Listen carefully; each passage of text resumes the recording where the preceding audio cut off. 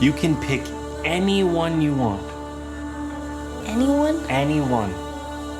Just as long as it's unique and amazing like you.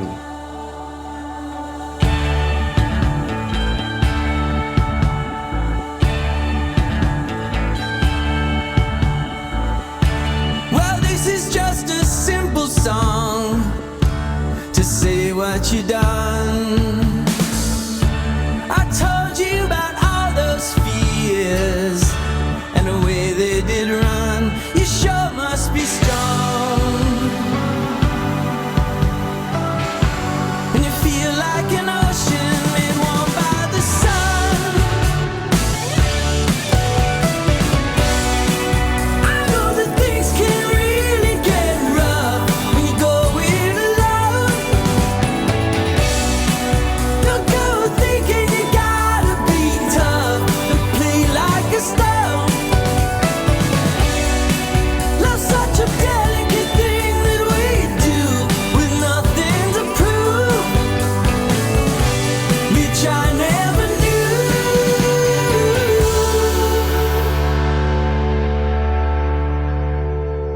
This is it.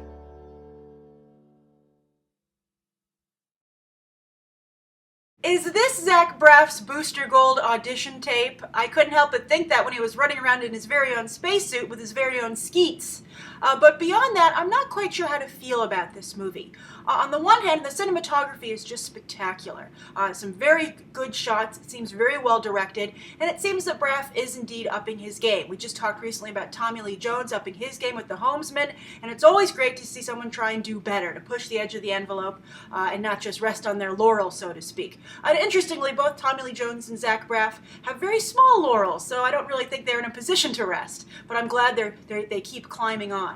But speaking of platitudes like that and sayings, this film seemed to have a lot of them. I thought the way that Zach Braff's character interacted with what I'm assuming are his children to be very contrived. I thought a lot about this trailer seemed contrived. Like it was to some degree trying too hard. You know, I just got finished saying that I think it's great that Braff is trying very hard, but you have to make it seem effortless. You can't have the fingerprints of the filmmaker on the actual film.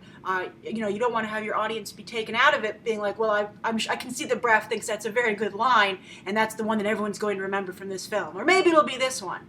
I also think, you know, you see aspects here like, oh, his child is sick, he's an out-of-work actor. I mean, these are, at this point, I think, cliches a little bit in Hollywood. And interestingly also, speaking of recent films, we just talked about Transcendence over the weekend, and in my review of it, I said it reminded me a lot of a film from the 90s, you know, the kind that Johnny Depp used to make.